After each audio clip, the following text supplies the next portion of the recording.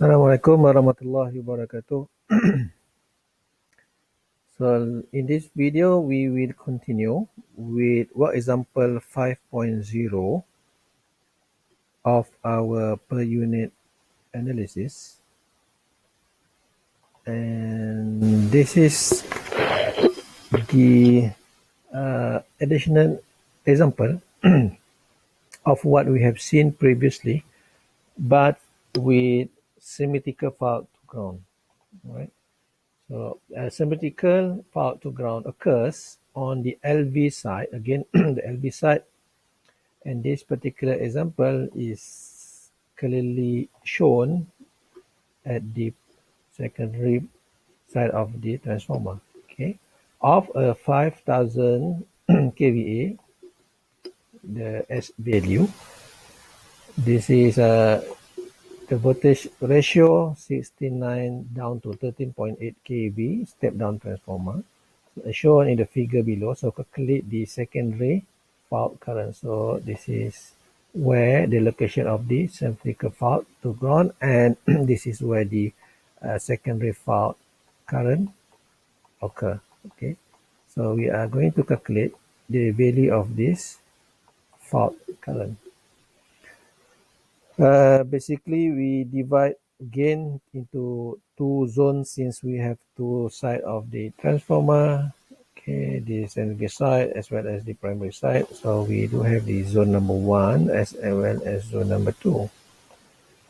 So this is the transformer impedance 7.5%, and then this is the infinite bus. What can we understand from it? Infinite bus is for the utility supplies means that it has zero impedance. So the Z value is 0, and it is able to supply any magnitude of fault current. Right, so there is no any limitation for the infinite bus to provide or to supply any level magnitude of fault current. So solution, so select base VA, the volt ampere for system, the S base value. So obviously we can speak 5000 kVA, which is from the power auto transformer power rating. So find base quantity of each zone. For example, zone number 1. So this is again from the voltage ratio, especially the primary side of the transformer. So the rating is 69 kilovolt. Then into this equation, we have I base 1 S base 1 over square root 3 V base 1. So 5000 kVA over square root 3 multiplied by 69 kV. Alright, so giving us 41.837 ampere as the I base 1. So meanwhile, Z base 1, V square base 1 over S base 1. So again, substitute the value of V base 1, okay, into here, square it over S base 1, 5000 K VA, and result in Z base equal to 952.2 ohm. So we have done with zone number 1. On the other hand, zone number 2, so as usual, S base we pick as 5000 kVA, and V base 2 is depending on the rating, voltage rating at the primary side of the transformer. So this is 13.8 kV. So into this first equation and as well as second equation.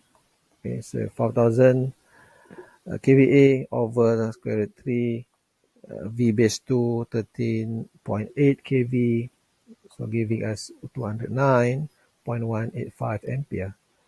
So similarly for second equations, we have V base 2 square over 5000 kVA, and then this is the value of Z base 2 38.088 ohm.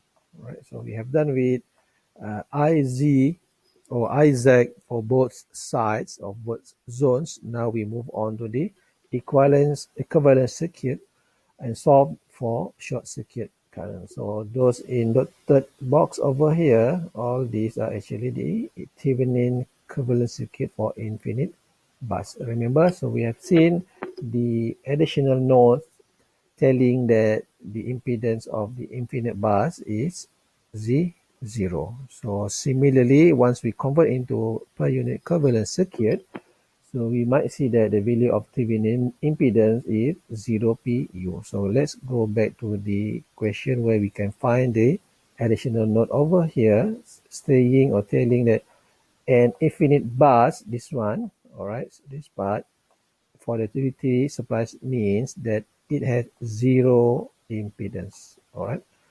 So again, for infinite bus, we may assume that the ZTH Thevenin impedance is 0 pu or ohm, all right. And thus, Thevenin voltage pu, so basically for our supply, the source, we may have 10 degree pu, all right, the main reference. And being connected to our to our transformer impedance, which is given in the question, 7.5% and divided by 100. All right, so this is 7.5%, and you divide by 100 to make it into pu. All right, 0.075%. So this is the flow of the I short circuit or short circuit current into the ground. So another additional notes, we assume the bus voltage is 69 kV, giving VTH equal to 0 degree. The phase angle is 0 degree pu. Right? So application of KVL to the circuit gives us the equation from this closed loop circuit. So we may apply Kirchhoff voltage law theorem, and we may come out with this relationship where I short circuit pu equal to VT pu over VTH plus ZTH plus ZT transformer impedance pu. So VTH, this is the reference of the V. So zero impedance of the bus bar, all right? And this is the ZT pu, okay, the transformer impedance. And again, the value of I short circuit pu is negative J 13.33 pu. So in order to calculate the ISC actual, so just multiply by I base 2. So we have again to be extra careful and make sure where is the location of the fault current. Okay. So obviously this is a secondary fault current, so you have to multiply with I base 2. So negative J 13.33 multiplied by 209.185, giving us the value of I short circuit current. The actual is negative J 2788 ampere. So done with example 5. Now we move on to work example 6.0. So consider the figure below and calculate the symmetrical fault current considering three-phase short circuit at the HV high voltage terminal of transformer. So this is again the value or the example of the symmetrical fault diagram, but this time we need to take into account the three-phase short circuit.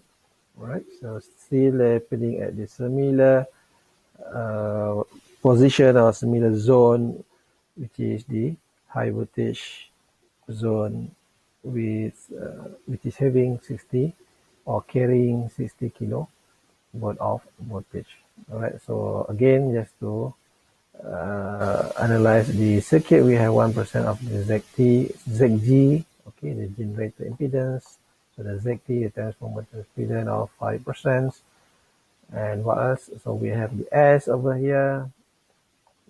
the power of the generator, 2500 kVA as well as the 1000 kVA. Okay, the power of transformer 1. So first of all, select base VA for system. So let S base equal to 2500 kVA. So find base quantity of each zone for zone number 1. So this is the voltage rating 11 kV. Okay, can hear or you can see from this value 11 kV. And then I base 1 equal to S base 1 over square root 3 V base 1. Z base 1 V square base 1 over S base 1. I believe you have no problem to understand well or to memorize well these two basic equations. Alright, so this is how you should start your analysis with. Always look at finding the I base value as well as Z base value. Okay. Then substitute this value into here.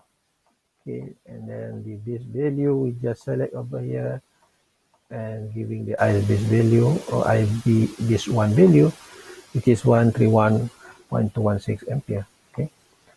Then the second quantity Z base 1 48.4 ohms. So zone number 2 we still stick with a value of 2500 kVA as the base 2, but now we change the, of course we change the V base to value which is now 66 kV. So I base 2 equal to S base 1 over square root 3 base 2. So again, so we have seen so many times this equation. This mean this is very crucial. So you must be able to understand or must be able to well memorize this two equation. Substitute the value of S as well as the V. So the V base 2 as well as the S base 2. This is the value of I base 2 and this is 1742 ohms as the Z base 2.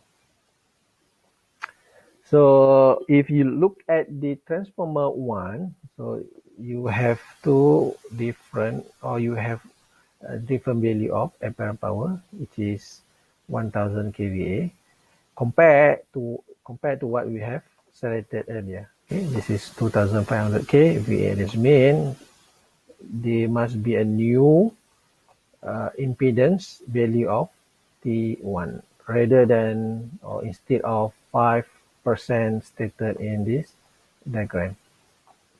Okay, in this figure. All right, so we should have now the ZT1 new. Okay, so how? Remember this equation, you must recall the equation. ZT1 old multiplied by KB, the V base 2 old, square it over V base new, again square the value. So multiply by VA, the S apparent value, base 2 new. Alright, so over S base 2 old. So basically when we come to this new per unit impedance, we have no problem with this. Alright, so we have, so they say we have no problem with the Z base, alright, the base voltage. So pick the old one, which is given in the question. And then this is the important part of the power, especially the apparent power. 2500 kV over 1000 kA, the new, okay, and then this is the old one. So giving ZT1 new J equal to J 0.125 per unit. Okay. So now the third process. So draw everything or convert everything into per unit equivalent circuit and solve for short circuit current. So we have VG over here. This is, I believe, 1.0 with phase angle of 0 degree PU. Alright. So we can see from here the calculation. VGPU equal to VG actual over V base 1. So we have this transformer rating at the primary side. So Zg equal to J 0.01. So this is from, again, data or information given in the question where we are, our impedance or our generator impedance is 1%. So this transformer impedance, which I believe equal to G 0.125, which is we just calculate over here. Okay, the new ZT.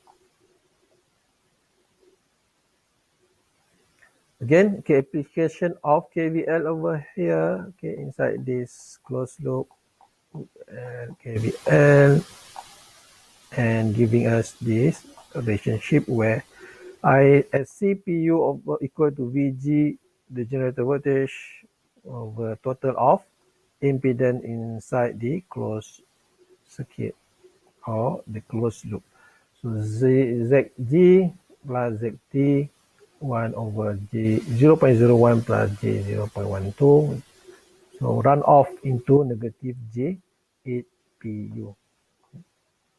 So therefore, in order again to calculate the actual I short circuit, so multiply the obtain ICPU, the short circuit PU, so multiply by I base 2.